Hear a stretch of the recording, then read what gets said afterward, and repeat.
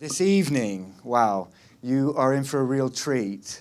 So we have the one and only Christopher Carr with us. Now, he is going to treat you to a really unique experience and insight into the workings of rehearsal and how he starts from scratch, really, with recreating the magic of Ashton's masterpieces. And on this occasion, he's going to be working on the 1956 classic, A Birthday Offering.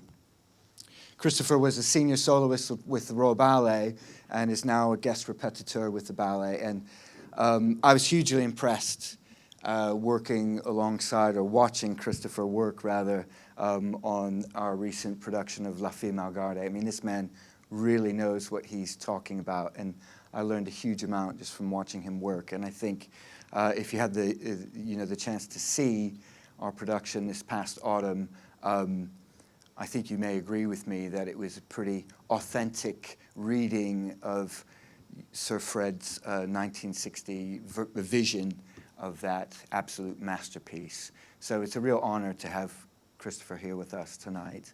And Christopher had this daring idea, which absolutely terrifies me, and that was to select a dancer and to teach them choreography from scratch that they don't know what they're learning.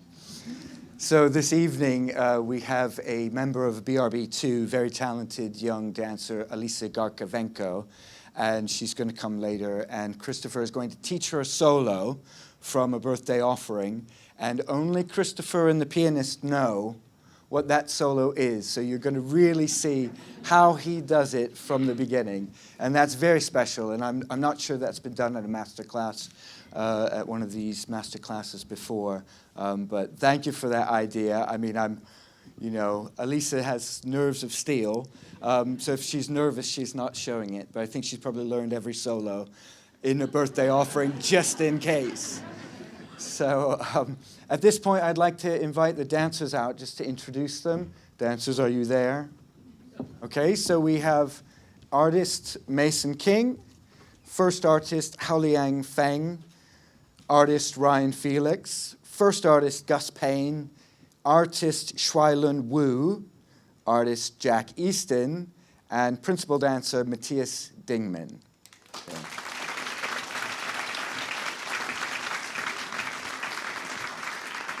And a little bit later on, we'll be joined by BRB2's Alisa Garkavenko to do the solo experiment. So now, if you'd please put your hands together and welcome Christopher North.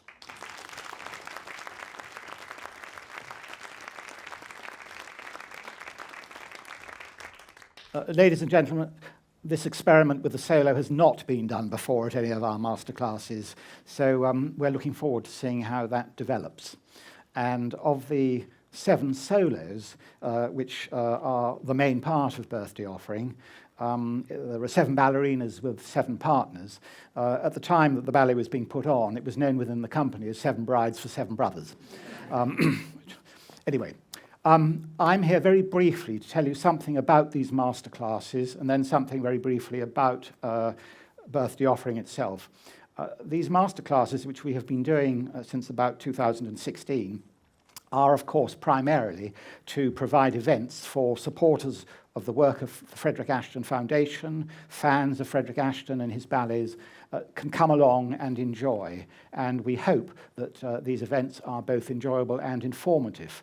But there is a deeper purpose to them as well, in that by digging out and dusting off old, rarely performed Ashton items, by teaching them to today's dancers, whether they're dancers at the Royal Ballet or dancers of Birmingham Royal Ballet, by inviting an original cast member or somebody who has been taught by an original cast member, such as Christopher, to come and coach the dancers, having a notator with the score, sitting in a corner, checking to make sure that the notation score is correct, and then filming the whole process.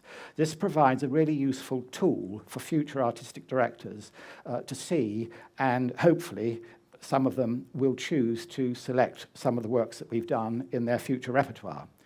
Kevin O'Hare has already done that down in London with the Royal Ballet. And in fact, those of you who in 2 weeks' time are going to the Ashton Evening of Music and Dance at Symphony Hall on the 15th of February, one of the items there is in fact an item that the Frederick Ashton Foundation resurrected about 18 months ago. So they serve a useful purpose within the dance profession, as well, of course, as being something for you, the audience. Now, this evening birthday offering, it was premiered at the Royal Opera House on the 5th of May, 1956, 25 years to the day since the very, very first performance of the ballet company, which in those days was known as the Vic Wells Ballet, and which in 1956 was known as Sadler's Wells Ballet. It was created by Ashton as a tribute to de Valois, partly to reflect the success of the company and the way de Valois had directed the company since 1931, but also to reflect the fact that in October of 1956, a royal charter was going to be bestowed on the company, so that the Sadler's Wells Ballet, the Sadler's Wells Theatre Ballet, and the Sadler's Wells School would be converted into the Royal Ballet, comprising the Sadler's Wells Ballet becoming the Royal Ballet and the Sadler's Wells Theatre Ballet becoming the Royal Ballet Touring Company, and then the Sadler's Wells School becoming the Royal Ballet School.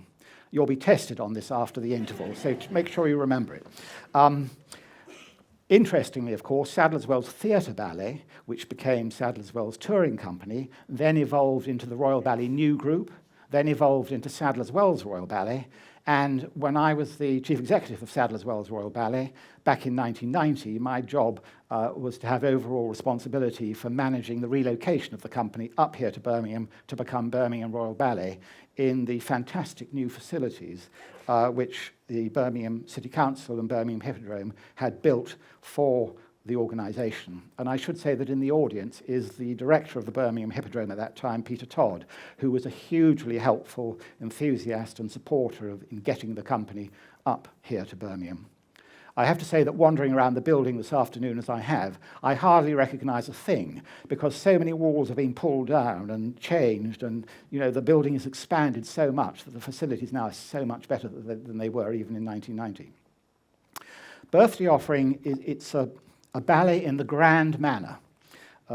David Vaughan, the author of the magisterial book on Frederick Ashton, described it as being an opportunity for dancers to be at their most noble and most aristocratic. And there is no doubt that with the lush music provided by Alexander Glazanov's score, you really do get a feel of something very special about the piece.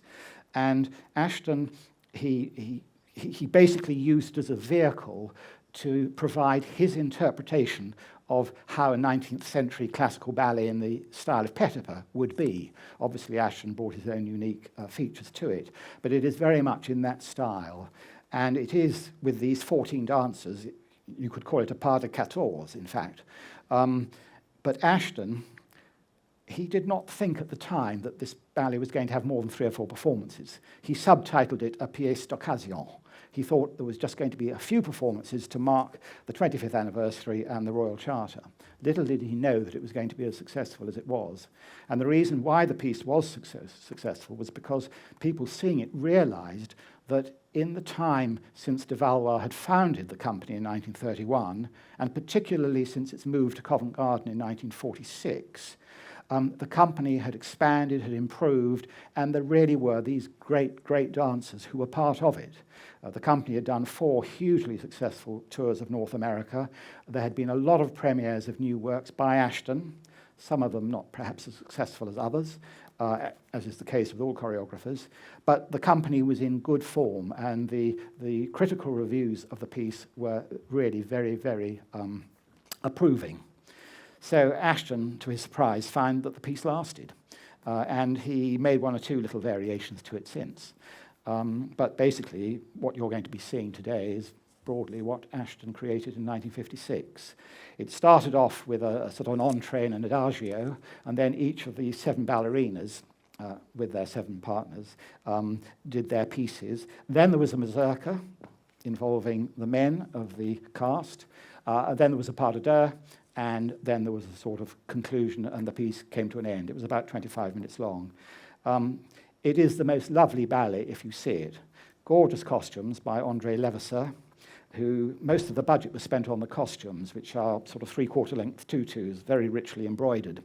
There was no real money for a set, so 4 hanging chandeliers were borrowed from another ballet production that was in rep at the same time, and 4 standing chandeliers at the back of the stage were borrowed from Homage to the Queen, which is the piece that Ashton had created 3 years earlier to mark the coronation of the Queen in 1953. Ladies and gentlemen, I've spoken far too long. It is now time for you to experience the work of, as Dominic said, the walking encyclopedia about Frederick Ashton's ballets. Christopher Carr, ladies and gentlemen.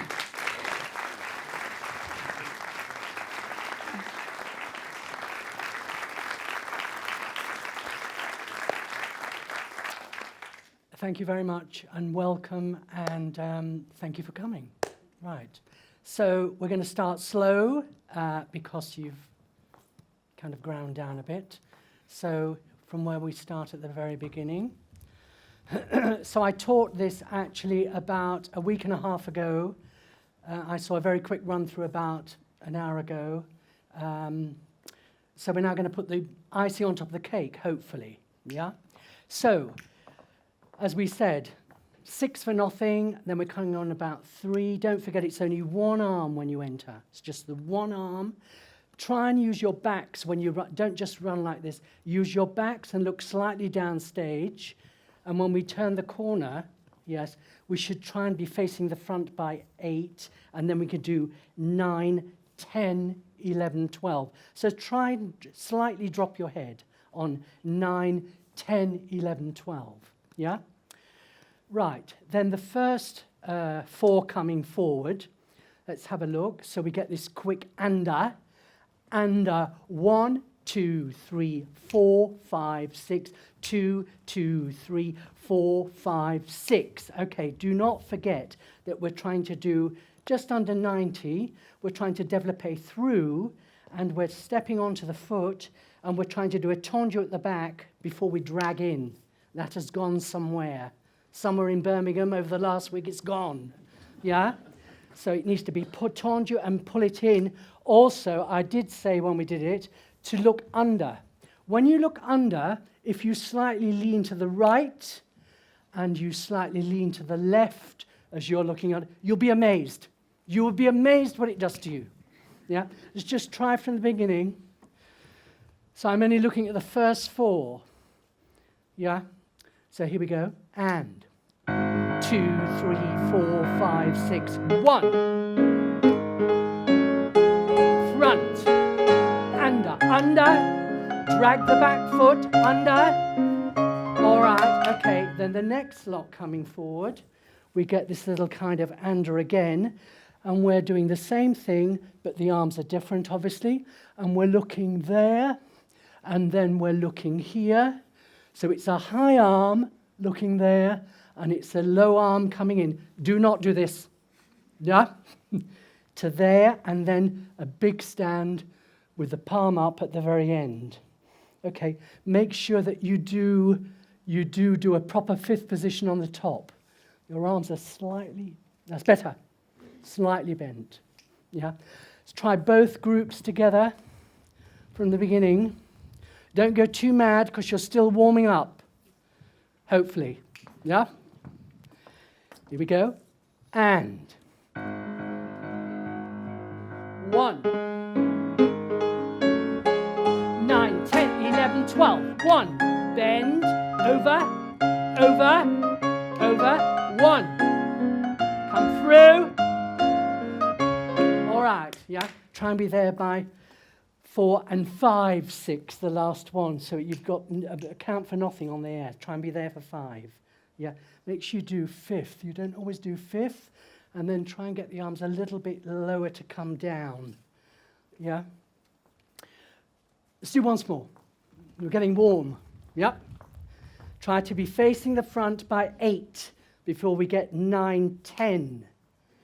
Looking gorgeous on 11, 12. Here we go. And 1, 11, 12. 1, 1. Bend, under. 1, 1. 1, 2, 3, 4, and 5. All right, then. Going on. So we do this cabriole step, which I'm not about to do, but we do a cabriole sideways, actually, which is unusual to do. Cabrioles are usually done to the front or to the backs. Not very unusual to do it to the side. So we do 1 and 2, 3, 4, 5, 6. So 5 is quite long. When you do cabrioles, I can't remember what I was taught actually years ago because it's too long ago, but for me, cabrioles look always better if you put the first leg up and you draw the under leg up to it rather than doing that, because then the audience see the position, whether it's side or front or back. So try and cabriole with the under leg. So we're doing 1 and 2. So look at my 2. I'm so over, it's disgusting. Look, right over. 2, 3, 4, 5, 6. 1, 2, 3, 4, 5, 6. 4, 5. Palms. Yep, not that. Yep. Right, let's do this going backwards step. So we've arrived. Just give me 6 into it. Are you okay there? Yep. Just 6 before the first group go. Would be better. Just 6 in. We're looking for over. Ready? And 1, 2, 3, 4, 5, and. All right, sorry. I'm counting quicker. Okay, and 4, 5, 6. Over, over, over, over, over, over. All right, don't worry. We've all been there. Don't worry. Yeah, so don't forget to go over and over the other side. So 1, 2, 3, 4, 5, 6. You're slightly behind the count. 1, 2. Make sure you step on the 1. Let's have the same lead. 1956, and it's still hard. Amazing, isn't it? Amazing, absolutely amazing. 6 in with the over. I want you so over. Ready, under. Under. Over, over. Over, over, over. Gus, more over. Over, over. Over, over, over. Over. Okay, all right. Coming on. Definitely coming on. How are we doing with the time?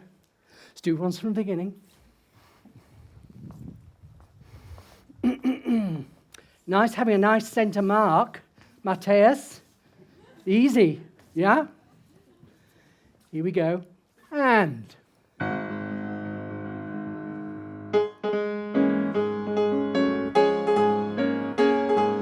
1, bend, bend, over, and up. Drag the back foot. 4 and 5, 6.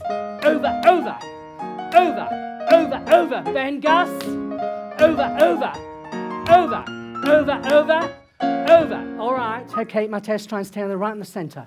You're tending to veer over that. You're doing something funny at the beginning with your arms. 10, 11, 12. Yum, pa, bum, bum. You bring them down and then you open them again. They should stay here, then to that, and then to that, and then to that the last time. All right? Yep. You're giving me extra. Now, this little drag step.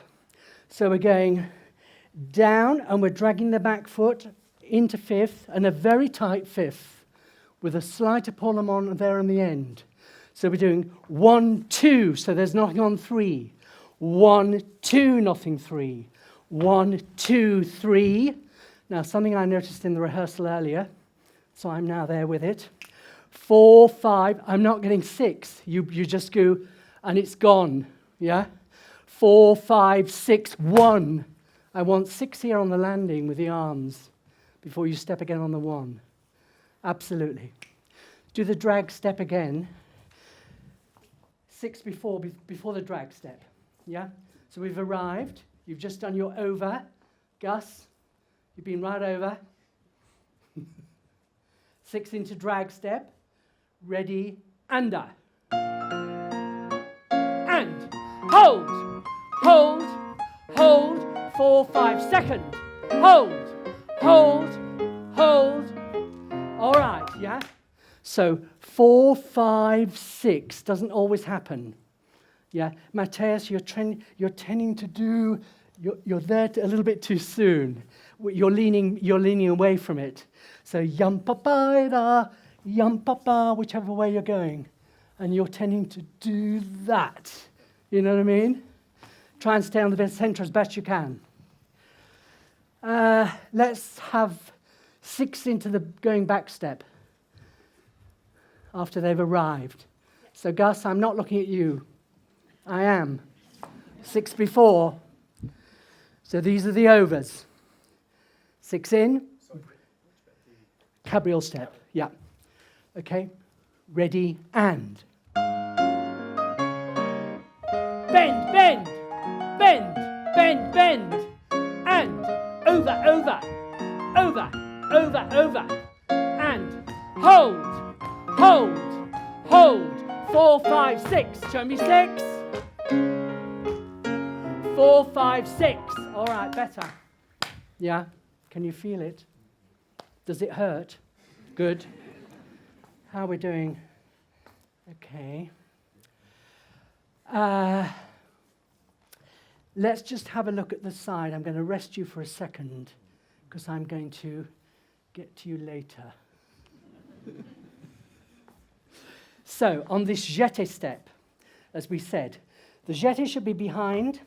So we're doing jeté and we're looking the way you've jetéed. Yeah? And then you're going to look into the arm on the relevé. So there's nothing on 3. 1, 2, nothing 3. 4, 5, 6. 1, 2, nothing 3. 4, 5, 6. 1, 2, nothing 3. So I want 1, 2 with a head. Yeah? The weights and the when you do not is incredibly important, you know, because it really makes the when you don't move, it really shows as it just gets all. It needs the clarity of the weights. Have you got 6 before this jeté step? Okay. So sideways we're going. Ready? We've just done 4, 5, 6. Ready? 6 in, and 4 under. 1, 2, hold. Hold. Hold. 4, 5, 6. All right, okay. You're tending to, Mason, you're tending to do this when you do, yeah. So, yum, pa, da, dee, da. So they come into the base when you step in front. So that when you do over the moon jeté, over the moon, yeah, to get to that, yeah. So when you cross in front, the arms come together to go back up the side again. Yeah, it's one of those, yeah. Same place. Looking nice and sharp. Love it. Ready, and. Under. 1, 2, hold. Hold. Hold. 4, 5, 6. All right, yeah. So on the very end, whatever you're doing here, if you've got that leg up, you're doing 4. So 4 is arm à la seconde, 5, and then on 6, you're going to do a swivel, which is probably not in the RAD syllabus. Probably not, but swivels do exist. So it's like a soutenu, but it's done at a very, very low demi point, just to get you whizzing along. Yeah? So, and if I've got this leg up, which some of you will have, 2, 3, we're doing 4, 5. So 4 is arm second, 5 is with the arm in front, and then there's swivel. All right? Let's do the same place into the jeté. The hold is looking fabulous. Ready, and. And up. 4, 5, 6. Hold. Get the leg out. Out. 4, 5, swivel. 1. All right, okay. All right. Mathias, are you ready? Yeah. I mean, this is basically double tours because Michael Soames created it, and I think Michael Soames, I never unfortunately saw him dance, too young, but he probably had very good double tours. That's why they're here. Yeah. If Mathias had turned to the left, I would have done the double tours to the left, because the main thing about choreography is actually that the choreography looks the best it can look, and the dancer looks the best they can look. So if he because you might not know, some people, when you either right-handed or you write well left-handed, it's the same with dance. Most dancers turn better to the right, some turn better to the left, but Mathias luckily turns better to the right, so that's what we're doing. Yeah? I've been prone to do the left too. Pardon? I said I have been prone to do the left before. But we're not, because the right is your best. Yeah? Yeah. Then after that, he has a series of changements and enchaînements, which are incredibly musical, but actually quite complex, isn't it? When you get down to it, it is quite complicated. Yeah. Right. Have we got 6 into Mathias's double tours? Yes. Yeah?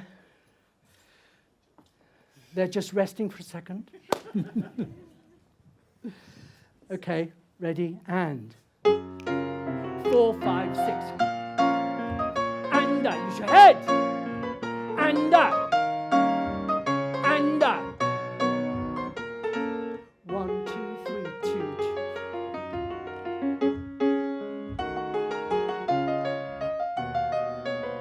2. All right, okay. Hello.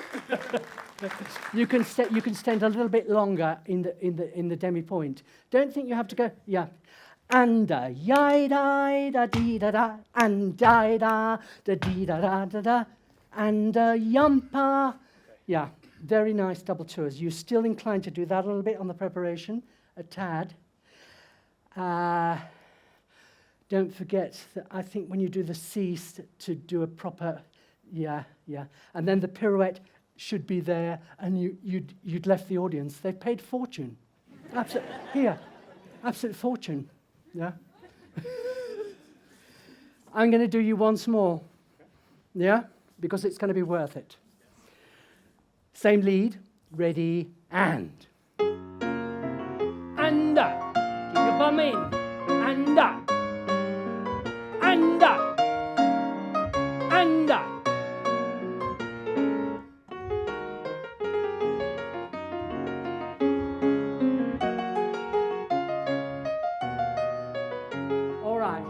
Just very good, very good, very good. If you weren't good, I can assure you I would tell you. I know you would. Also, for all of you, when you come to the prayer, and it will help you, dum, dagga, dagga, dagga, dag, dagga, head, head, head, dum. If you think of doing head, head, head. Yeah, I can't do pirouettes, else my microphone might spin off. And it will be disaster, so I can't. Else I would. But it's good if you do head, head, head. Think of that because it's in the music. You can rest for a second. Right, where were we? We're up to the pirouettes. Oh, look, I like that. You're sweating perspiration. Very good. 4, 5, swivel. Now, something I didn't tell you, but I'm going to tell you now, but I told Ryan because he asked me. So, the main thing is that you revolve together. Yeah, I know you're doing arabesque and then à la seconde. But to think of it, you should still spot the front. You'll want to go faster than it's being choreographed at, but don't. And the main thing is that you do front, corner, corner. 1, 2, 3. 3, 2, 3. 4, 2, 3. 5, 2, 3. 6. On the 6th, I think you'll have the left arm up. That you do 6, 2, 3.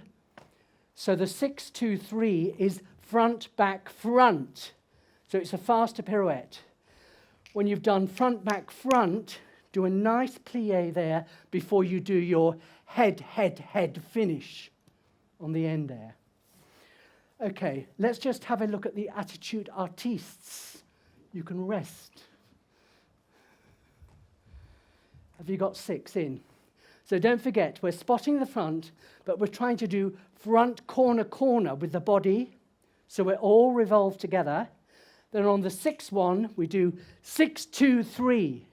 It's front, back, front. Yeah? The main thing is you revolve together. Make sure the attitude is quite tight. It doesn't need to be high.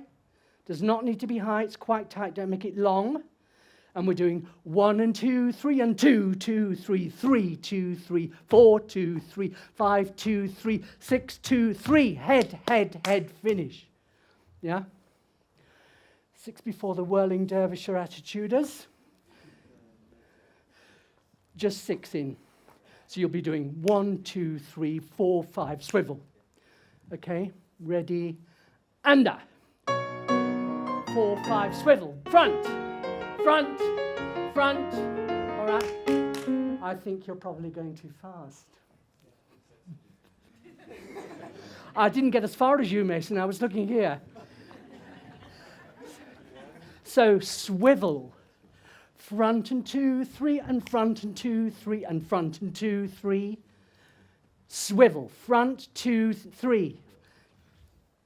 Front, 2, 3, front, 2, 3. Swivel. Front, 2, 3. Front, 2, 3. Switch, 2, 3. Switch. You're still getting ahead of it. Yeah. 1, 2, 3, 2 is always to the front. All right? Don't go too fast. Use your stomachs on this. Yeah? Bring your stomach in and the leg in. Same lead. Ready, under. 4, 5, swivel, front, front, front, front, front, front, back, front, head, head, head, finish. All right, I think you did 4. 3's enough. I think you did 4 pirouettes. Look like 4. Okay, I'll take that. Yeah, just 3. And make sure that you do front, back, front. Yeah, you didn't quite do arms à la seconde, so you can use the front, back, front. No, by the front, your arm needs to be à la seconde. So on 6, 2, 3. 6, 2, 3. Head, head, head, finish. They paid £1,000. Yeah, yeah. Same place. Here we go. Ready, and 4, 5, swivel, front, front, front, front, front, front, back, front, head, head, head, finish. All right, not too bad. Still too wide, Mason, on the end with the arms. And they're long arms. Yeah, not too wide. Yeah. Arabesque artistes. So you're doing the same thing. Swivel, so you're doing arabesque first. Front and 2, 3, and side and 2, 3, and back and 2 and 3. Front, 2, 3, dum, dagger, dagger, front, back, front, head, head, head, finish. All right? Same lead, 6 in. You're fabulous, by the way. Ready, under. 4, 5, swivel, front, front, front, front, front, front, back, front, head, head, head, finish. All right, slightly overcross there at the end, but not bad, actually. Not bad at all. So 1, 2, 3. After you've done front, corner, corner, try and get this leg to à la seconde for the next front. You see what I mean? Try and get it there for the 1. Or 2, it's 2. 1, 2, 3, front, 2, 3, arabesque, 2, 3, front, yeah, absolutely. All right, once more. He's good. Same lead, ready, under. 4, 5, swivel, front, 2, 3, front, use your head. Front, back, front, head, head, head, finish. All right, okay. All right, yeah. You don't, when you spot front, you don't always spot front. You seem to be here. Well, your eyes need to be there. They need to be absolutely directly out front. Okay?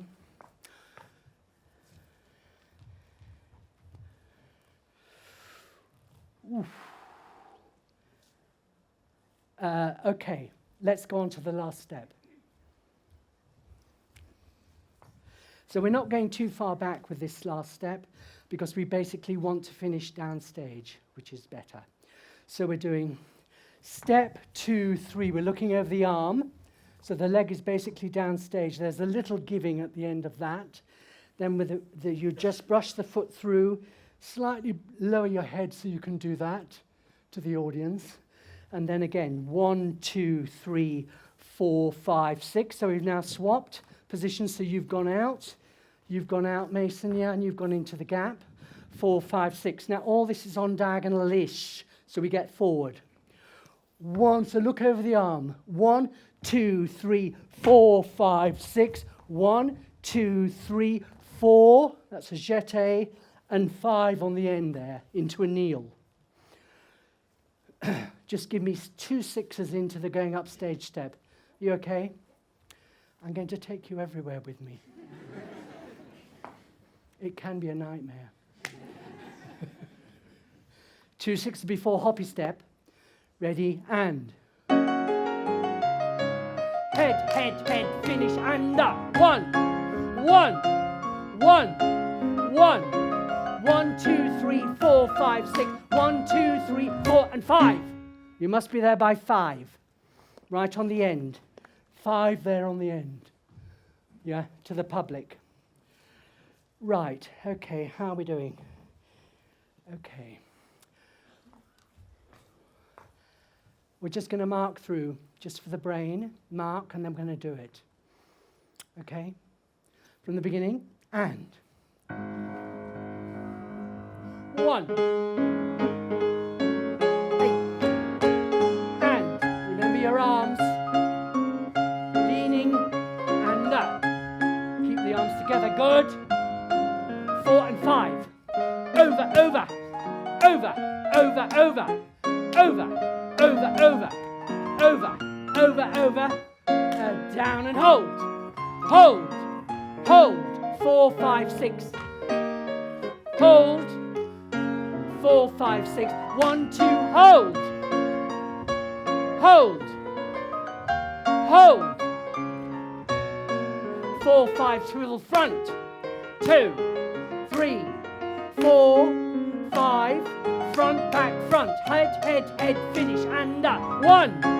Look over the arm, Jack. 4, 5, 6, 1. 4, 5, 6, 1. 4 and 5. Don't forget. 1, 2, 3. The jet is always on 3. 3, 4. There's nothing. 5. 6 is a little shunt. There's nothing on 5. Then 1, 2, 3, 4, and 5 on the end. Okay, Jack, you know the pirouette?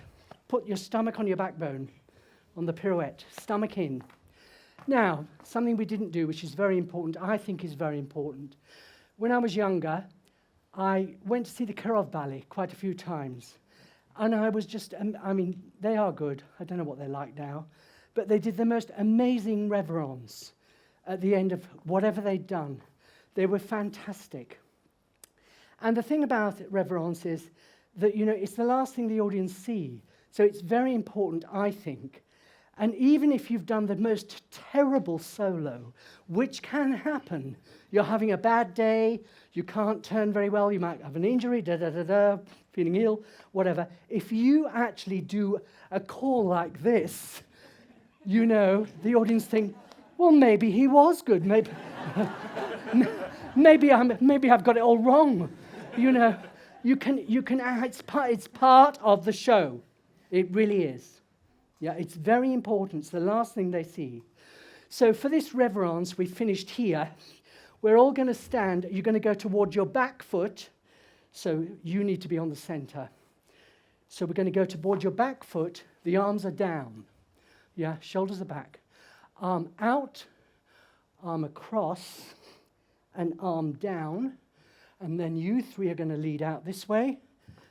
And you three are going to lead out that way. And you're ready for the pas de deux. Okay, so just come back. So we finished 4 and 5, 6. We're going to come up together with the arms down, come towards your back foot. You can have your right knee very, very slightly relaxed. We don't want ginch.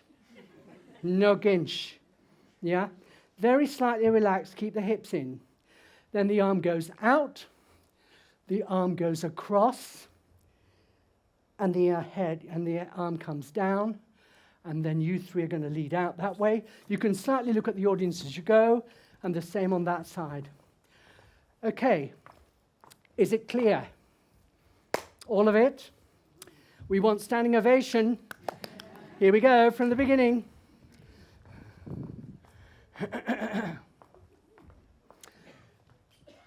Okay, Yen, when you're ready, here we go. And.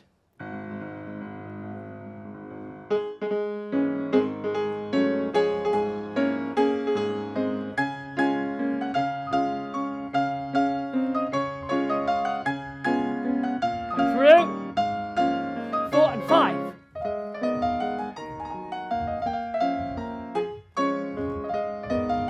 Where's the first bend? Mason, over. And. Hold.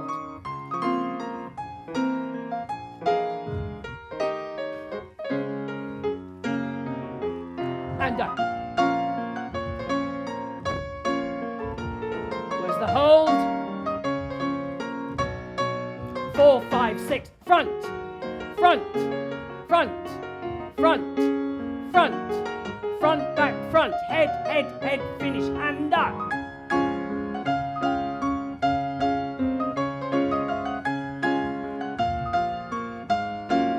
4 and 5. Here we go, here we go, come on, together.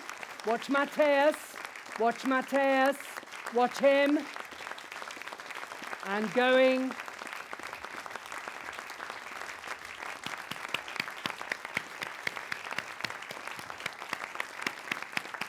Come back. So just as a threesome, when you exit, just exit as a threesome, don't peel round. Just in the same pattern as you are. So just lead out that way. That's it. Yeah. Okay. Okay. I thought that was very good.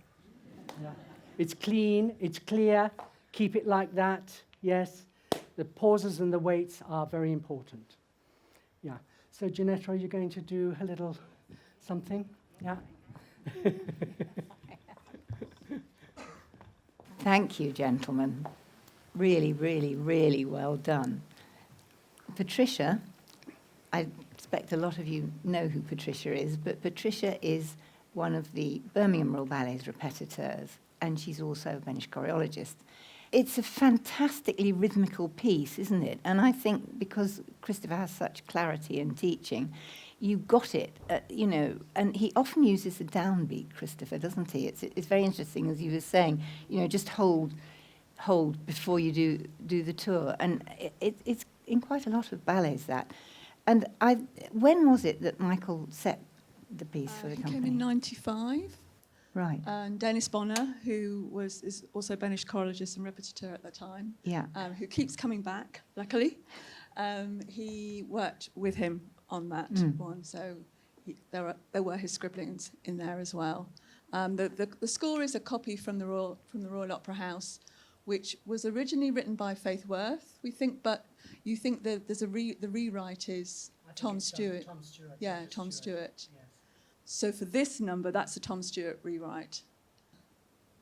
But then you said there were in the score that you used, there were further alterations. Pieces, yeah. like 9, 10 at the beginning. Yes. And also the arabesque hopping was not there. It was all No. à la seconde. Yeah, absolutely. Yeah, for Yeah. jacket line. But we're arabesquing and then à la seconde. We've moved on. Yes.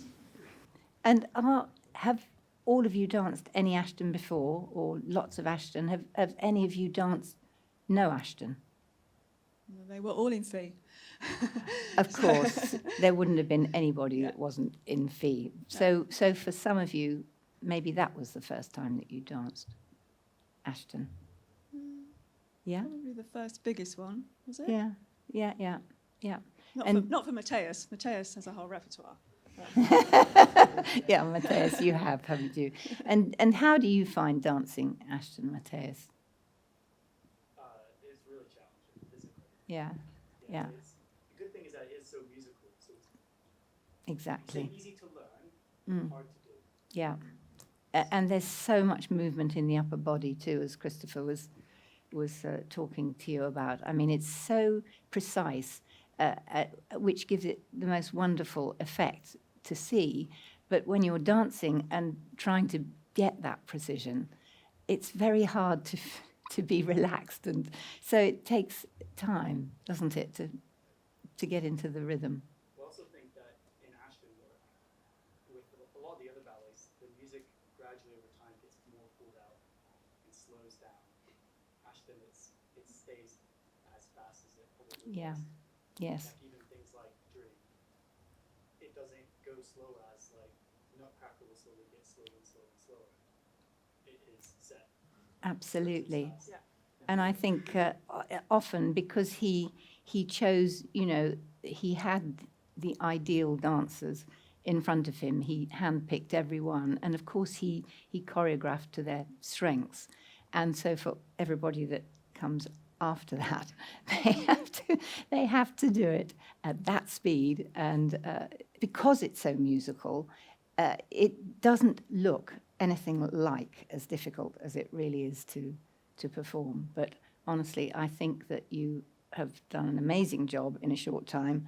Christopher has done an amazing job, as always, in a very short time. But thank you so much for it. And I think Christopher will now have recovered enough to give us his surprise feature. So thank you. Thank you very much for giving up your time.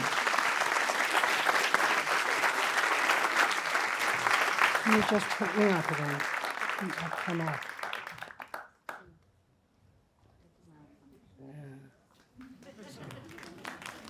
Thank you. Thank you very much. Thank you. So because I taught that about a week and a half ago and I could see it was going very well, I didn't want to be kind of treading water and just kind of fudging through. So I thought I would teach Alisa. Is Lisa here? Yeah, here she is. I didn't pick you, by the way. Carlos and Dominic picked you. But I met you when I did Female Garde, and she doesn't know which solo she's going to do. I wouldn't tell her because I wanted it to be from scratch. I wanted it to be for real. Instead of me coming and saying left a bit, right a bit more up, bit more down, I wanted it to be the real McCoy. And I met Alisa when I came up to do La Female Garde.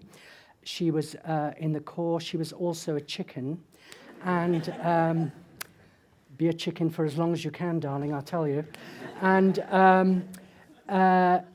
I immediately, my eye went to her because I can walk into a room and I can tell who loves it. And I could see immediately from your face that you were hungry. You were so hungry. And this is good. This is good. Be hungry. Stay hungry. So we're going to do the second solo. She didn't know which one I was going to do, which was originally created by Rowena Jackson. And I never saw her. I never met her. I'm too young. But I believe that she was a very good technical dancer, and she could turn like a top in 32 Fouettes in Swan Lake and all of that stuff, was really strong. And I was in America, in New York, teaching birthday offering to American Ballet Theatre. And David McAllister actually turned up, not to see me, I did know him, but he just came to say hello to the company. And he told a story of that he'd met Rowena Jackson, who I think was originally from New Zealand, and so quite close. And he said that Rowena, when she walked into the studio for this solo to be created on her, she said to Sir Fred, she said, so I expect you're going to make me start by boring on backwards from the wing and do lots and lots of pirouettes. And of course, because I think he had a slightly mischievous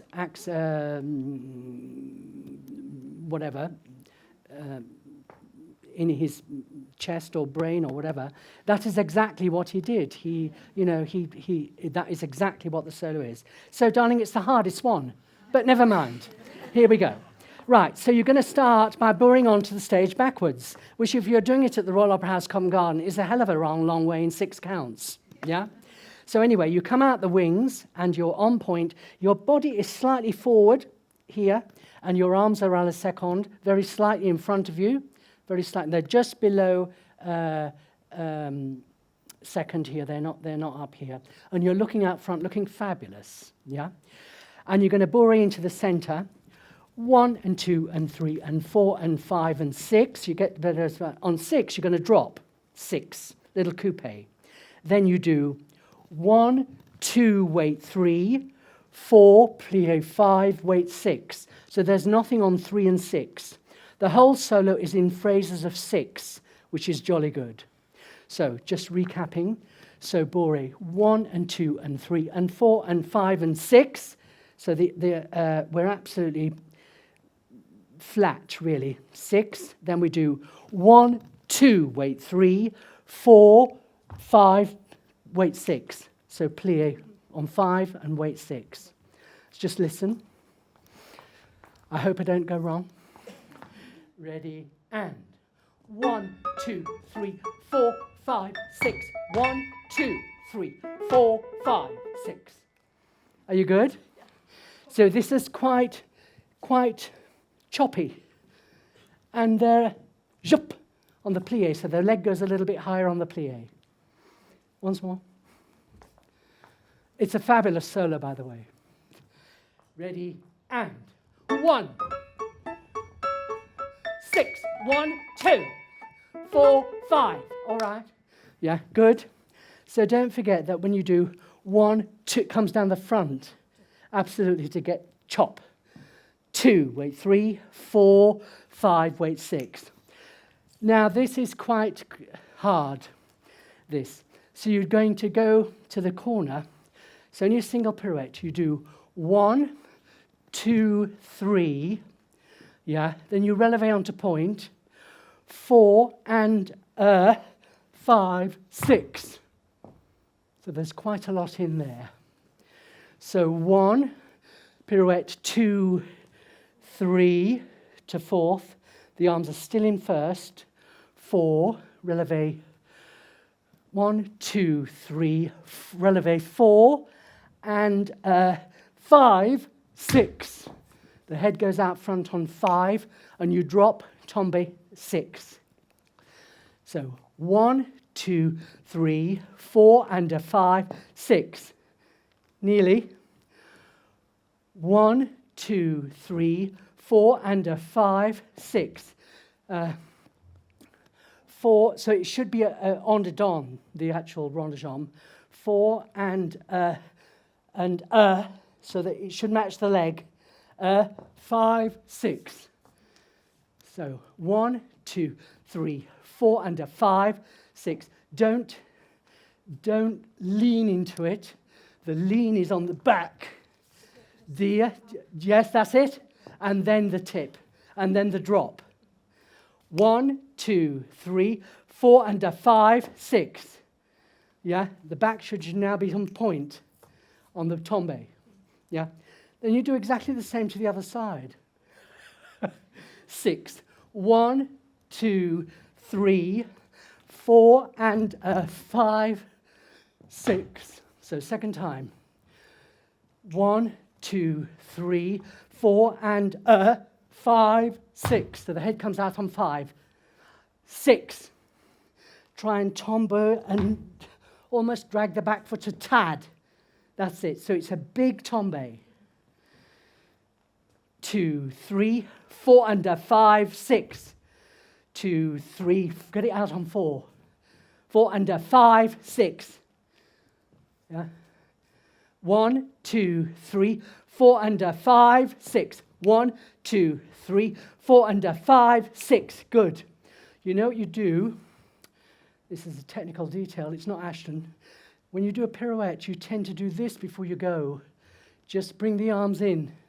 You're wasting clarity there. Okay, let's just listen from the beginning. Just listen. Ready, and I.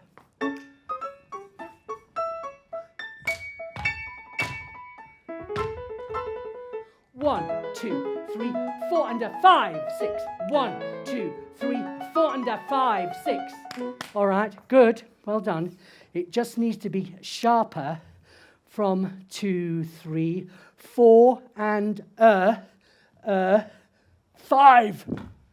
5 needs to be tipped more.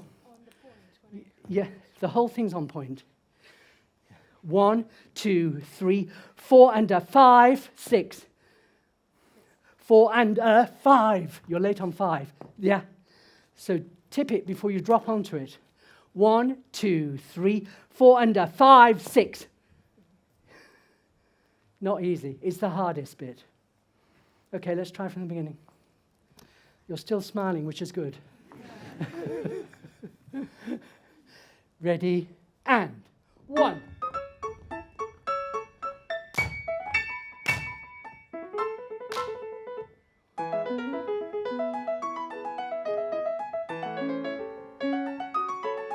All right, well done. Well done. Well done. Well done. As you can see that I actually teach to a count, because then they know hopefully exactly what they're doing and on what count. So the music and the choreography, as with Ashton, all Ashton, it's like this. He never counted anything, but it all fitted like this. He knew the music backwards, inside out, you know, and it all fits together, which it should, because then it's clear. Yeah? How are we doing? Are you okay to go on? So then we do in, out, in. 1, 2, 3, 4. Sorry, that's more forward. 4 and a 5, 6. So 1, 2, 3, and so just chassis straight forward. Sorry, that was my fault. 4, 5. The second time you step on 6, so it's not the first time you bury 5, 6. The second time you bury 5 and you step on 6. It's just a little tiny hop. In, out, in, and 4, 5. Bury on straight legs. That's it. Then in, out, in, cross. 4, 5, step 6. 6. That's the tricky bit. So in, 1, 2, 3, and 4, 5, 6. 1, 2, 3, and 4, 5, 6. So the and 4, that should be 4. Yeah. Okay. In, 2, 3, and 4, 5, 6. 1, 2, 3, and 4, 5, 6. So in, out, in. Arms there, look left, and then look over, and then bore sideways. Look at my hands. Palms down. Okay, have you got that step right on it? Right on this step, on the hopping step. So you're on center. That's it. Right on hop. Ready, and 1, 2, 3, 4, 5, 6. 1, 2, 3, and 4, 5, step 6. All right, well done. It's fast. She was a fast mover, I believe. The chassé through is fast. 1, 2, 3, and 4, 5, 6. 1, 2, 3, and 4, 5, step 6. If you can do this, you can do anything. No? Same place. Ready? And 1, 2, 3, and 4, 5, 6. 1, 2, 3, and 4, 5, step 6. All right. Good. So we will have travelled back. We're now like on the quarter. We're going to go straight across. These jetés are actually quite flat. They're not up. Step 6, you're going to flick jeté. 1, back and back. 4 and 5 and 6. Flick jeté, 1. It's exactly the same again. 1, back and back. 4 and 5, 6. So when you run, there's a switch in the arms on 5. No, you've just stepped 6 before it. 6, 1, 2 and 3. 4 and 5 and 6. 1, 2 and 3. 4 and 5 and 6. 6, 1, 2 and 3. 4 and 5 and 6. 1, back and back. So when you do back and back, look back. 6, 1, back and back. 4 and 5 and 6. 1, back and back. 4 and 5, 6.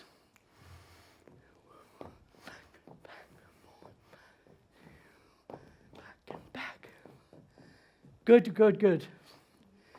All right, let's mark from the beginning. Just mark. A little bit less, a little bit under. Ready, and.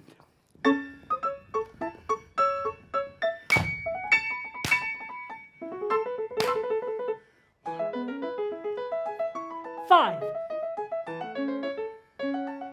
Five. In, out, in and through. In, out, in and 4. 5 steps, 6. 1. Back and back.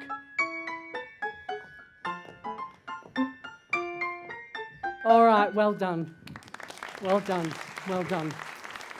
Just try and make that you do step 6. So 1, then these arms are just like that.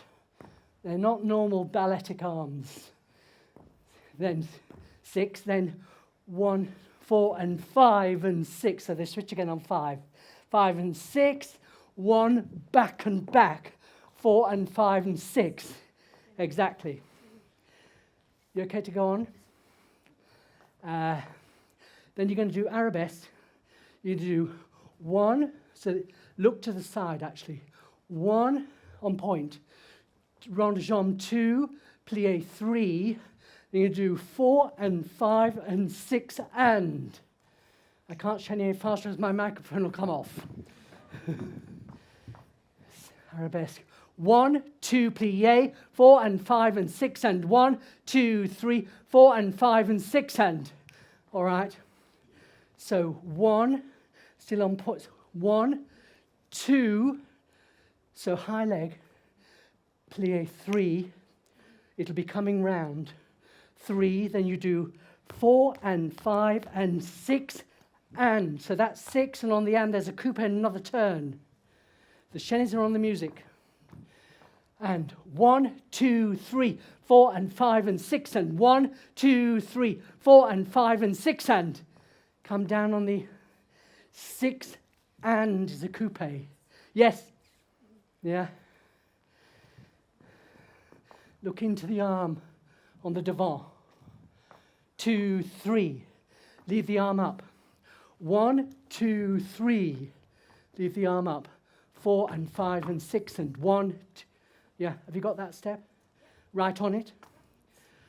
Ready, and 1, 2, 3. Where's the plie? Plie. All right, well done, well done. How are we doing? Yes. Now you're going to make a figure of 8. You're going to go like that. You're going to come across the center. You're going to go around like that. And you're going to end back up in the center. So it's like a figure of 8 on its side, this way. You're going to do these very funny walks. You always go through point.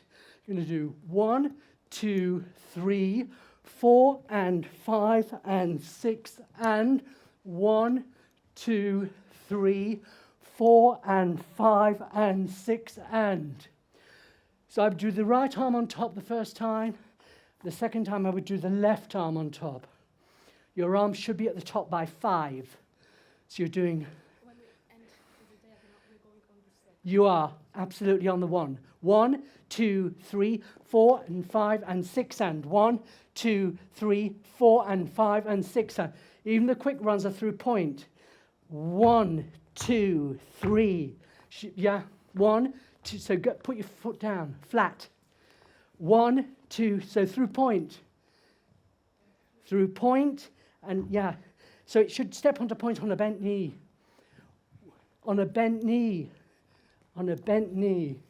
1, 2, 3, 4 and 5 and 6 and 1, 2, 3, 4 and 5 and 6 and. So they're all the same even when they're fast. 1, 2, 3, 4 and 5 and 6 and 1, 2, 3, 4 and 5 and 6 and. Yeah. They're all the same. Odd, slightly odd. He did do some odd things. But that's why you suddenly go, oh my God. You know, it takes you by surprise. Let's just mark from the in, out, in. 1, 2, 3, and a 4, 5, 6. 1, 2, 3, and a 4, 5, step 6. 1, back and back. 4 and 5 and 6 and 1. Yeah, switch on 5. No, 6. 1, 2, and 3. 4 and 5 and 6 and 1. Back and back. 4 and 5 and 6 and 1, 2, 3. 4 and 5 and 6 and 1, 2, 3, 4 and 5 and 6 and 1, 2, 3, 4 and 5 and 6 and 1, 2, 3, 4 and 5 and 6 and. Yeah?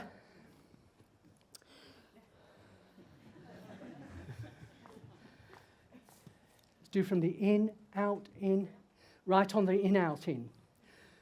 And in, 2, 3, and a 4.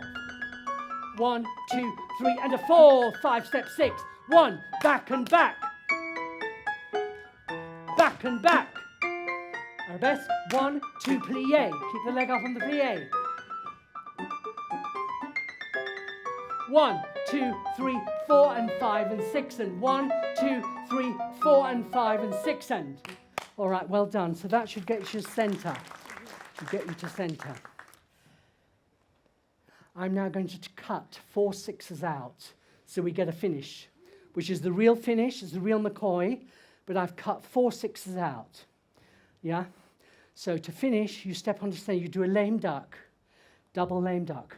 1, 2, 3, 4, and 5, wait, 6. So just 1, go on. 1, 2, 3, 3, 3, 4, back under. 4 and 5, wait, 6. Then to finish, you do another lame duck, but you have to go on the and count. And 1, just a single. And 1, 2, 3, 4, and 5, 6.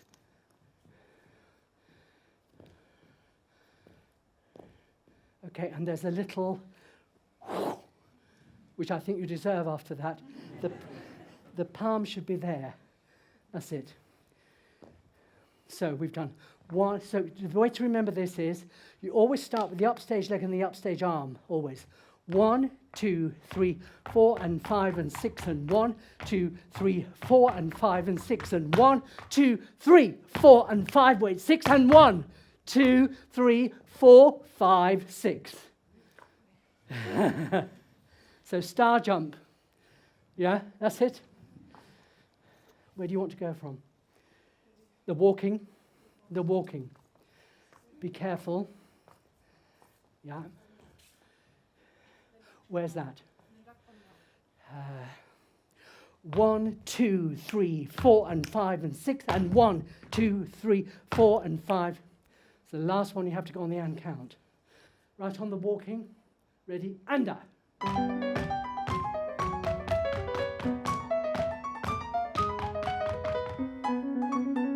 4 and 5 and 6 and 1, 2, 3, 4, 5, 6. Well done. Always these underarms which need to be really sharp, aggressive. Yeah. 2, 3, 4, and 5. And 1, 2, 3, 4, and 5, 6. Yeah, your head could be sharper on pirouettes. You could spot more. Leave your head longer and spot. Spot. Leave it. Spot. Yeah. Yeah, so all these are on the center.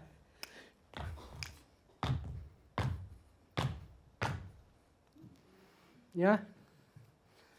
1, 2, 3, 4, and 5, 6. 1, 2, 3, 4, and 5, 6. All right, well done. Arms could be slightly in front on the star, a little bit higher than what you're doing. Right, we are now going to mark it through from the beginning, and then we're going to do it. Any questions? There's a lot. There's a lot in there. There's a hell of a lot of stuff. Rowena and Sir Frederick did a good job there. Yeah. Right, just mark it. A little bit under. Ready, and 1.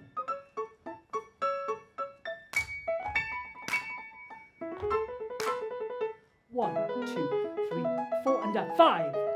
1, 2, 3, 4, and a 5. In, out, in. 4, 5, travel back. In, out, travel back. 4, step 6. 1, back and back. 1, back and back. And 1, 2, 3, 4, 5, 6. 1, 2, 3, 4, 5, 6. Over, over, over. Centre. 1, 2, 3, 4, and 5, 6. And 1, 2, 3, 4, 5, 6. Yeah. All right, just have a half a second. Yeah. Woof, it fits quite well with 4 6s out. You'd never know, would you?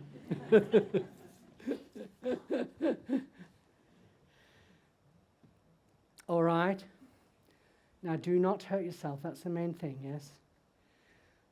Yeah. And enjoy.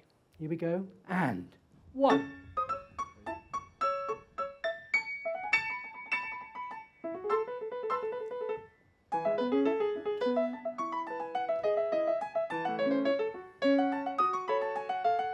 In, out, in, travel back. 6, 1. Back and back. Arabesque.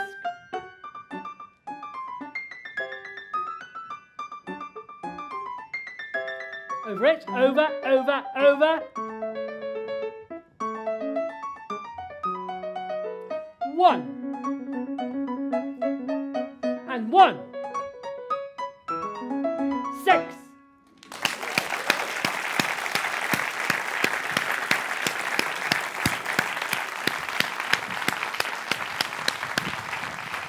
Bravo, bravo, really bravo. Did you enjoy it? Good.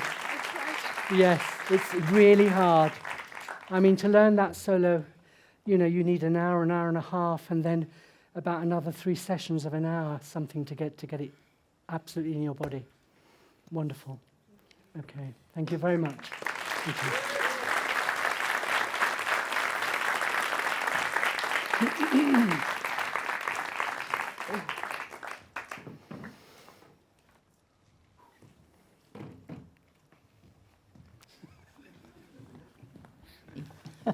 And thank you. Absolutely fantastic. Wonderful. Really, really, truly wonderful. Thank you so much. Yeah. So, Christopher. This is the worst bit. Congratulations. No, we're going to have a little tete-a-tete, Christopher and me. And I'm sorry, I realise I didn't introduce myself. I'm Jeanetta Laurence, and I'm chair of the Frederick Ashton Foundation. And Christopher and I, we've known each other for, well over 60 years, haven't we? Yeah. We really have. And that's because we first met in 1961, and we were both in the same class at White Lodge. Yes. Yeah. So that's how we got to know each other. And Absolutely. we spent 5 years Yeah. in very close company. I think we had a good form. And in fact, I think there were 7 boys, weren't there, There were Christopher? more than normal. Much more Yeah. than normal for that, long ago. Usually it was sort of possibly 2, maybe. Yeah. 1, 2. Yeah. But we had 7, so we were extremely lucky. Mm. But Christopher, what got you there? How did you start? To be honest, I mean, I was born in Yorkshire. My father was a coal miner. My mother was a housewife. There was no mobile phone. There was no internet. How on earth they heard about... Well, I know how I started, but how on earth I got down to London. My mother I had a brother, and he was 5 years older than me. And my mother had a friend who had a girl. The girl went to ballet, so the mother said, why don't you take Michael, who was my brother, to ballet? So she took my brother to ballet. He never got off the chair, didn't want to know at all. And either I heard about it when it was going on, or I heard about it later. I don't know. But I then asked if I could go to ballet lessons or dance lessons. And I went when I was 3 in Yorkshire. My parents had got no money. I used to go once a week to Mavis Burroughs School of Dancing in Barnsley. She was really good. I did tap, modern and ballet.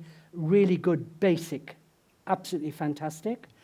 I went and auditioned at the Rambert School first and met Marie Rambert, remember that. Wow. How on earth my parents found their way to London, and they found the what's the name of the theatre? Can't remember it now. Where Marie Rambert was, where the Rambert were. Yes, Mercury the Theatre, thank you. Thank you, Christopher. And she said, yes, we will take him. So we went back to Yorkshire, and my mother then told my dancing teacher we'd been to London, and he's got a place at the Rambert School. So then my dancing teacher said, well, if he's got into the Rambert, why don't you try for the Royal Ballet School? So we went back down to London, did an audition for the Royal Ballet School White Lodge. I was about 11 at the time. And there were 2 scholarships going at that time, and they were done by the Leverhulme brothers, which I think were into soap. You got one, and the other one was given to Wayne Sleep. So I was a no-no, I was out. So they said, well, I'm sorry, but, you know, we've only got 2 scholarships, bring him back again. So eventually I went back to London and did another audition. They said, yes, we want him, and we will, you will get a bursary from Decca Records. And Decca Records paid half my fees, and my parents paid the other half. Amazing. And that's how I got there. But how they found their way, and they knew nothing about theatre or ballet or anything like that. Do we think you might be the original Billy Elliot then? Could be. Could be. Absolutely amazing. I mean, it really it astounds me. Yeah. But looking back, I mean, no theatre in the family, but my mother was very good at embroidery, which is obviously artistic. And my father actually taught himself to play the piano from ear, not from music. He couldn't read music at all, just by doing this. So and he there could was play. obviously something in the genes there. Exactly. Yeah, So I yeah. think whatever I've got, that's where it's come from. Yeah, you know. wonderful. Yeah, So we yeah. spent 5 years there, didn't we? Yes. What did you make of it once you got there after all that effort? Well, I loved it, but I was the shyest person in the whole world. I mean, I was the most shy ever. I really was. And I don't know whether you remember, this nearly killed me, actually, when we were at White Lodge. We used to eat together, didn't we, in the dining room? Oh, yeah. And we all used to sit as whether it was first form, second forms. Yeah, in our and then forms, yeah. suddenly, somebody came up with the idea of that you should mix tables up, mix years up. Do you remember that? No. Well, I do, because to actually go from my little nest of our form to eat and have whatever conversation I had, which was probably very little, to then mix up with everybody, it killed me. It just absolutely killed me. It really did. I was unbelievably shy. I really was. Somehow along the way, I think he's got over that. Maybe just a tad. So anyway, there we were. But then we went from there to the upper school. Yes. Together, same. Yeah. But you got into the company quite quickly. I got in didn't after a you? year, and Yeah. I did the school performance, the lead in Relayed Rendezvous with Sally Inkin, and I was taught by Jean Biddels or Joy Newton. Joy Newton. Joy Newton. Yeah, absolutely. Yeah. And so that was after 1 year at the senior school. It's now Yeah. it's now a 3-year. Well, it's been 2 years and 3 years 3 and 2 years, years and yeah, 3 years. yeah. It So I just did 1 year, hasn't it? But and you I were remember super being fast. told that you've got a place in the Royal Ballet Touring Company, Yes. which was with John Yeah, Field. John Field, I never yeah. did an audition or anything. I was just told, you not? no, you've just got a job, and that was Amazing. There it. must And have I been a joined the spot. company in Glasgow. Okay. And how did you find it? How did you find life on tour? And how did you? What did you think? It was hard. It- It was really, really difficult, you know, for me being so shy and Yeah. and suddenly, I mean, I was 17 when I joined the company, it's young. having to grow up. Yeah. You know, Really literally young. just grow up, find digs, Yeah. feed yourself, wash Yeah. your clothes. Oh yeah. Mammoth. Yeah. You know, really. Yeah. No, really, really difficult. Yeah. And so there you were touring the length and breadth of the country. Yeah. And then in 1970, I think the companies was when Absolutely. the company Yeah, amalgamated, yeah. and you ended up Yeah. so at that time, there was the touring company, and there was the company Royal Ballet at Covent Garden. And in the 70s, I think it was really because of the money situation going on at that time, and all sorts. It was quite a difficult time in the company's history. And at that time, you then were sent back to, or not back to, but you became a member of the company then. I think the last performances of the Royal Ballet Touring Company was at Wimbledon Theatre. Yes, that's right. Was it? I think I think it was. And I remember there used to be yellow perils, you know, those yellow perils on the board to go and see somebody. There were little bits of paper that were pinned up on the notice board, and they were yellow. So we always called them the yellow perils. And that was to kind of tell you, because they were reducing the size. The Covent Garden company stayed, but the touring company became a new group. It became much smaller. So of course a lot of people had to go, and it was luckily time. I didn't have to go. Yeah. And I joined the main company, which was staggering. I mean, so that was another big change. Big. Yeah. Amazing. And how different was it? And was it more difficult to begin with because you had a whole different set of people around you? Absolutely, and a real. I mean, I got on stage very quickly, but at that period there were people. I mean, Ashton only liked first cast, and if you were a second cast, you might get on for a matinee if you were lucky. Or if somebody basically, was ill or injured. most shows. You know, you would, being new, you would watch in the wings. You didn't get on. Yes. But actually, I did. I was lucky, you know, to get on quite quickly in everything. Yes. You know. So that was a good thing. And in fact, so how many years later you were promoted to soloist in 75? I don't know. You know more than I do. Yes, I do. Well, I've written it down. I've looked you up. I've looked you up. Yeah. So in 75 you were promoted to soloist. And can you think what roles you particularly enjoyed as a soloist? I loved doing the Neapolitan dance, and I loved doing Puck in A Midsummer Night's Dream, but I also, like Alisa, I mean, I was hungry. You were really hungry. I loved dancing the corps de ballet in Firebird, Lenos, all of those Stravinsky works. I just because you were a sort of theatre animal, and you just loved being on that stage. Absolutely. And taking in the atmosphere of every different ballet and every different role. Yeah. And how long was it before you started thinking, well, maybe I could be a ballet master, or maybe I could, you know, somehow.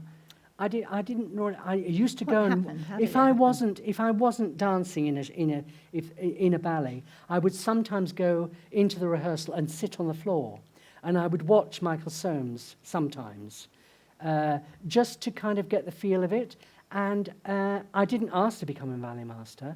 I started actually doing the scheduling, first of all, for 3 years, which was unbelievably difficult, you know, to do all the rehearsal scheduling. And eventually I started taking a few rehearsals, and it was Anthony Dahl who really asked me to become a ballet master. And that's how it kind of evolved. Yeah. So, but then how did you start the scheduling? I mean, were you sort of, who thought that you might want to do scheduling? I mean, nobody really wants to do scheduling because it's a terribly difficult thing to do. Well, Christopher Newton was doing it at the time. It was first of all Henry Ledgerton, who went back years, and then Christopher Newton. And I took over from Christopher Newton, who then did more work in the studio. And I was such a fool. I've always been such a hard worker, but also a bit stupid, actually. It took me the whole week to work out the schedule, and then I used to type it out. I couldn't type, but I used to type it on a typewriter like this and type it out. And then I used to go to the photocopier and photocopy all the copies to give to the principals and the staff to give out. I remember once being at the Opera House in my costume for the dancing master in Cinderella, and it was the half hour being called, and I was there at the photocopier machine, and I thought, what on earth are you doing in full makeup, head, wig and everything?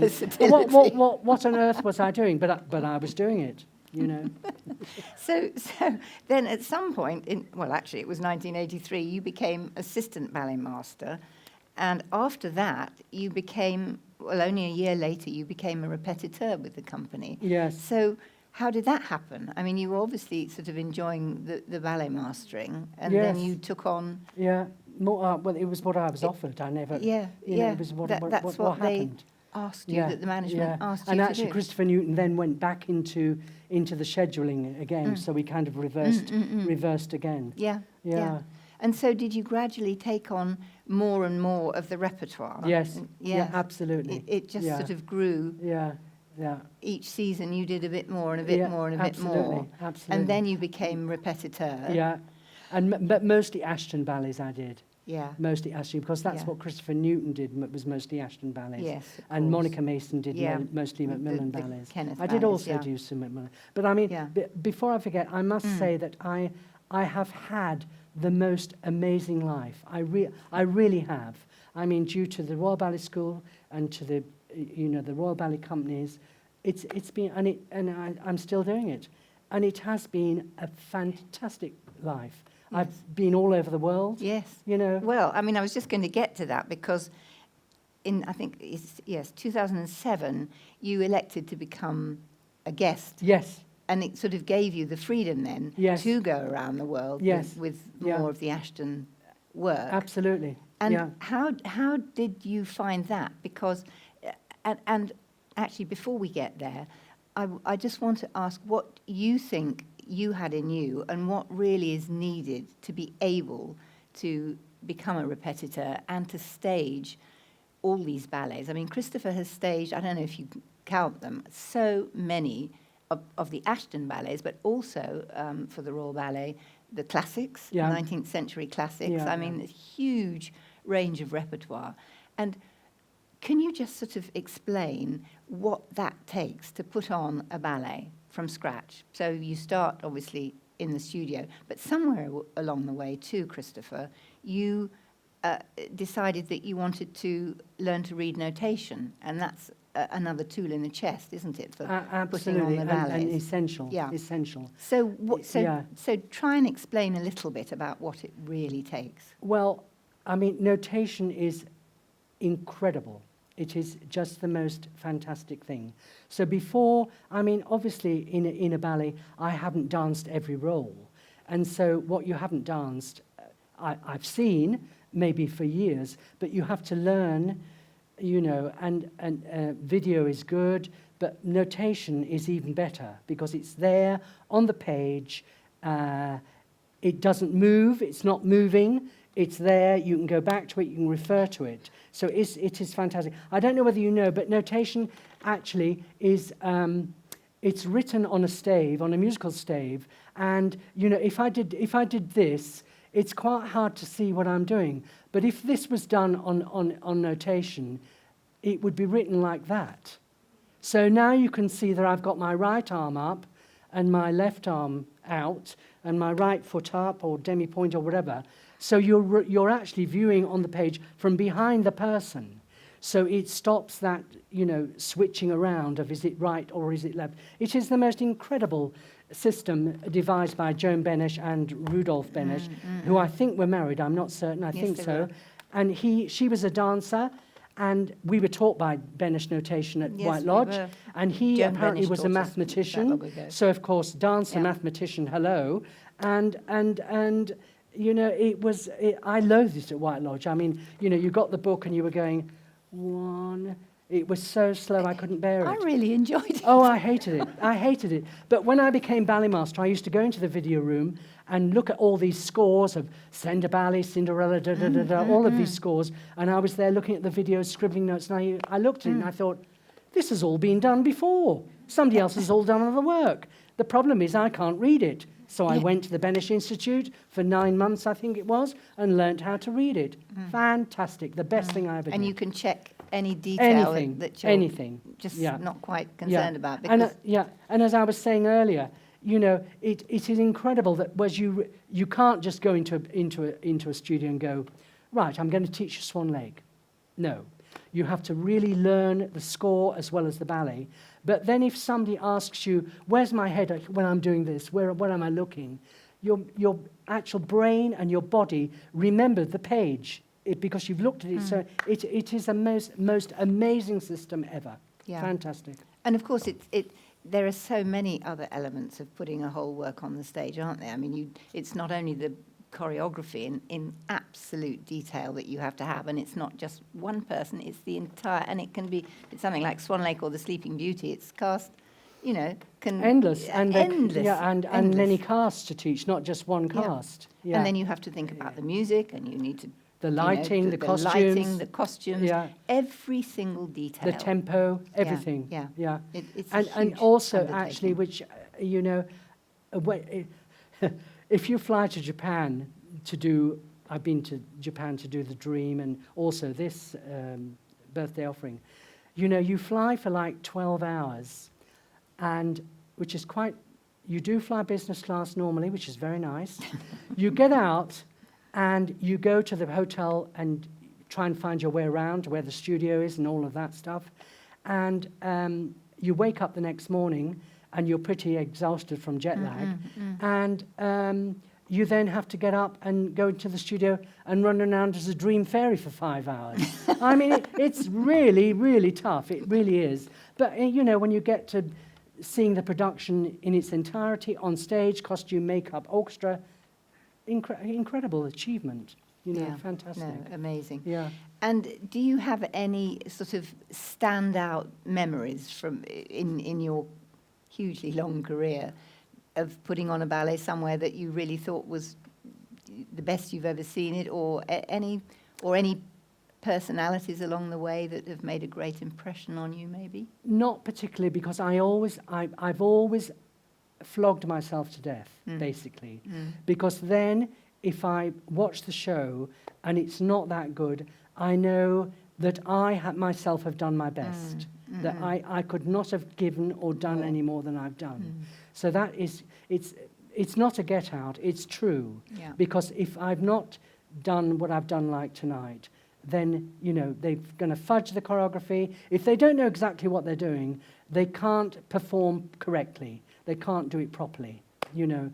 But I must say, one of the highlights of my career as a dancer was I was able to do the dancing master in Cinderella with Robert Helpman on one side and Sir Frederick Ashton on the other.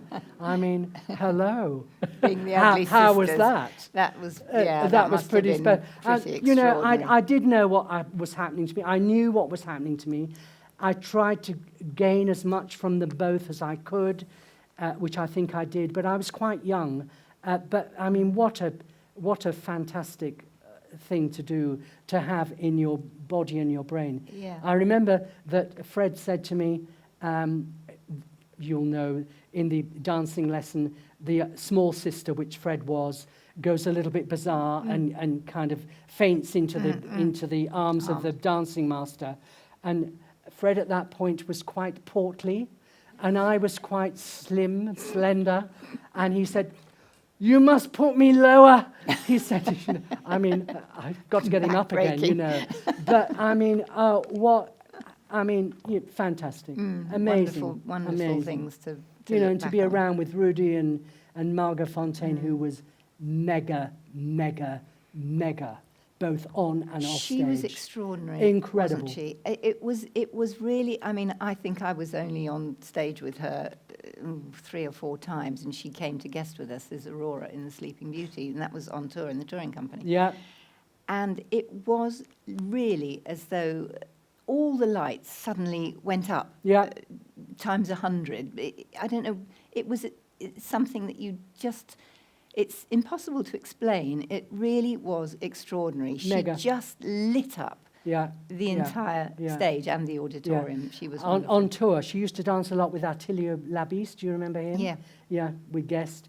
And she used to arrive, I don't know, probably 3 o'clock in the afternoon, and she was always, if it was Sleeping Beauty, she would rehearse the Rose Adagio with the 4 Cavaliers. And because I was hungry, I used to go, I wasn't one of the Rose Adagio Cavaliers, I never did that. I used to go and stand in the wings and watch the rehearsal of these 4 Cavaliers with Margot Fontaine practicing the Rose Adagio. We could be on a stage somewhere where the rake, some stages are raked like this, so you still have to balance. It's really, really hard, of course, to balance on a flat stage, But if you arrive on stages like this, it's even harder. And she used to fall about. And I used to think, it's not going to happen. You're not going to be able to do this. It's just not. And she would just giggle. She would fall about and she'd giggle. But of course, in the performance, hello, it was amazing. Absolutely. She was an incredible woman, really. Ballerina assoluta. Yes. Fantastic. Well, and I think the really huge stars that we've been lucky enough to know and watch, Yes. They do really have that extra special thing which you can't describe, really. You have to see it to believe it. So I think we've probably both been very lucky in that respect. Very lucky, yeah. Well, Christopher, you've given us an amazing masterclass, and now we know a little about what's happened to you in your hugely long and wonderful career. So thank you. Thank you very much. Thank you very much. Thank you, lovely. Thank you very much. I hope it was all right. Yeah. I think you've knocked my thing off. Thank you very much. I've got something for you. Oh, thank you. Thank you very much. Lovely. Thank you. Don't so drink much. it all at once. Thank you very much. Thank you. Thank you. Thank you very much. Thank you very much. I'm leaving it to you. Bravo. Thanks very much. We're going to do a Q&A now with the audience. Okay. Yep. Yeah. So, ladies and gentlemen, we have a few minutes left, and so I'm going to invite questions from the audience, but you'll have to really make yourselves known because I've got a glaring number of lights in front of me and can hardly see a thing. So if anybody would like to ask a question, would they please raise their hand? There's a lady here, yes, madam. How do you decide at the foundation which ballets you're going to choose? And do you think it influences BRB and the Royal Ballet? I know the ones you do in London, Kevin O'Hare's often here, whom I saw in Birthday Offering in 1995. How do you make that decision, and do you think it influences people? Well, the decision is made primarily within the foundation by looking back and seeing what Ashton pieces have not been seen for some time, and we then have to consider whether they are actually pieces that are worth reviving, because there is no point in spending time and money on resurrecting something if it's not the sort of piece that's going to have a natural life afterwards. And that really involves Jeanetta Laurence, and Isabel McMeekan, our artistic producer, and myself, and now my successor, Sarah, just sort of talking and thinking about the pieces that we think are the most appropriate. And I think that they have influenced Kevin, as I said briefly at the very beginning. They've influenced Kevin and indeed Carlos. And in fact, Ian Webb, who's the director of Sarasota Ballet, we did a masterclass on Ashton's The Walk to the Paradise Garden back in 2017 or 18, I think it was. And Ian was at that masterclass, and on the strength of that masterclass, he then took that particular piece into the Sarasota Ballet's repertoire. And indeed, he brought it to the Linbury Theatre in London when the Sarasota Ballet were at the Opera House in June of last year. So I think that, hopefully, we will continue to be able to do that. But there comes a point, there are some pieces, early Ashton pieces, which are impossible to revive. There is no one around, there are very few people around, actually, even today, who were in those early pieces. People like Mel Park and Donald McCleary, Anthony Dow, I mean, they are much later than the early Ashton pieces, but even, these people are getting fewer and fewer on the ground. And there are some early Ashton pieces which, frankly, were not a success, and there's no point in thinking about them anyway. Like all choreographers, you have your failures as well as your successes, particularly when you're younger. There was another question up at the top from somewhere, I think. Could you explain a bit about repetitors and how many there are and what they actually have to do? Well, I think there I should ask the repetitor extraordinaire himself to perhaps answer that question. Well, I don't know how many there are. Well, no, I don't either. All one would say is it is a very specialist role, and there can't be that many of you in the world. If you think of all the ballet companies, and say each ballet company's got, I don't know, maybe 2 repetitors, 3 repetitors working with them, there can't be more than, I would think, 100 in the world, 150. It's a very, very specialist role. Yeah, and also I I mean, I mostly specialise in Ashton ballets because that's what I did as a ballet master and rehearsal director at the Royal Opera House, and but I don't know them all. I don't know them all. It's a massive undertaking to learn a whole ballet. I mean, it's a huge undertaking, and yeah. of course the repetiteur is the person who, he goes into the studio, he teaches the work, he coaches the work, he then goes on to the theatre to stage the work, which involves liaising with stage management and lighting and ensuring that the piece goes on properly in the way that Ashton himself would have wanted. And repetiteurs, they don't grow on trees, I have to say. They are very rare breeds. You have to be the right sort of person to be a repetiteur. Well, there are few and far between, and he is one of our precious ones. I think we've got time for one more question, if there is anybody else. Madam, yes. Which was your favourite ballet to produce? Which was your favourite ballet to produce? One of the hardest ballets actually to stage that I do, Ashton ballets, is Sender Ballet, which is Stravinsky music. And it is, I mean, I count a lot. In that ballet, you have to count a lot. It's not sixes like we've been doing today. It's sixes and nines and threes and twos and sevens and it all. If you didn't count, you would be. But I was told actually by Monica Mason that when they first did Sender Ballet, I think they didn't count. How they did it, I shall never ever know. But that is one of the. It's the hardest ballet for 12 girls, 4 boys, 4 men, and a principal couple. And it is extraordinarily difficult, both technically and musically. Really, really difficult.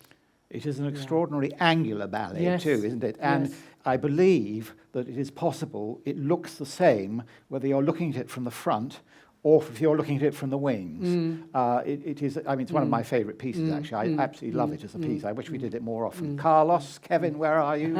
More performances, please. There's one section in it, actually, how on earth he did it. It's called Geometry, and the 12 girls start in a circle, and they go in and out and round and through, and it's like a geometric pattern. If you viewed that from over the top, it would be mega, mega, mega.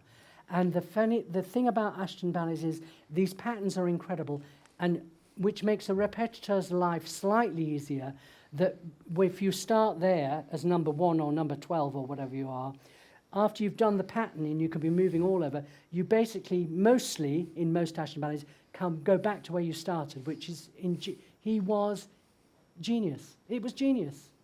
Absolute genius. Ladies and gentlemen, what an appropriate way to bring this evening to an end. Frederick Ashton was a genius. And Christopher himself has been a genius too. In a moment, we're going to go upstairs to the all-important post-performance drinks, which are in Studio 5. So all it remains for me is to just say how appreciative we are at the Frederick Ashton Foundation for being up here and working with Birmingham Royal Ballet, and Dominic for your very generous comments to me at the beginning. Thank you. And to all of you for coming. I can see Jeanetta loitering, but thank you. We all know now that Christopher has actually now retired. This is the other Christopher. It's difficult with 2 Christophers. But this Christopher has just retired as our executive director. And I just want to say a personal thank you to Christopher, who I think has moved heaven and earth over the last 15 years since we first started the foundation. He really has done more than I could ever possibly have imagined, and I think I have enjoyed working with Christopher so much over those years. So I just want to say a big thank you to you, Christopher. And you know, you've had so many huge positions in our world, as we heard from Dominic earlier on. You've done so much, but to have these last 15 years with you and for everything that you've put into the foundation, I can't thank you enough. It really, you've made my vision of this organisation come true. So I just have to give you the biggest. Thank you. Yes. And Sarah, yes, sorry, Sarah's coming. Here's Sarah. I'm delighted that we've got Sarah here too, as our incoming executive director. And I think that we both like to present you with that. I know Sarah would like to present you with that. And, and I don't know if you probably won't be able to hear me, but shout. yeah, Project. I will project. As you can imagine, these are the most enormous shoes you can imagine to try and step into. But I mean, what an honor for me to have this opportunity. And I just have to share Jeanetta's thanks to Christopher, because what he has created is certainly far, far bigger than I ever realized when he asked me to take it over. But he has been so generous, and we've spent the last month together trying to learn. I mean, I have so much to learn, as you can imagine. But I will do my best, and I really look forward to coming back here, hopefully next year. I very much hope we can make this, Carlos isn't here, so maybe we'll decide between us that we will make this an annual event. But we should say also that, Sarah, you worked for how many years at the Royal Ballet School? So many of the people that are now dancing in the company, Sarah knows very well, because she And I have to say, grow there is a key test also for anybody taking on this job. Can you write properly La Fille Malgarde, knowing where the uppercase F is and not an uppercase G, and where the acute accent goes? She passed the test. Sarah passed the test. I would certainly have had to look it up. But no, it's such a joy for me to be working with the Royal Ballet and Birmingham Royal Ballet, because so many of, nearly all the dancers you saw today I have known since they were in their shorts, little guys. So Still in their shorts. yeah, they're still in their shorts. That is very true, but they're in different shorts then. So it's a huge, huge honour and a huge privilege, and I'll do my best. But thank you to all of you for supporting. Thank you very much for coming. Thank you.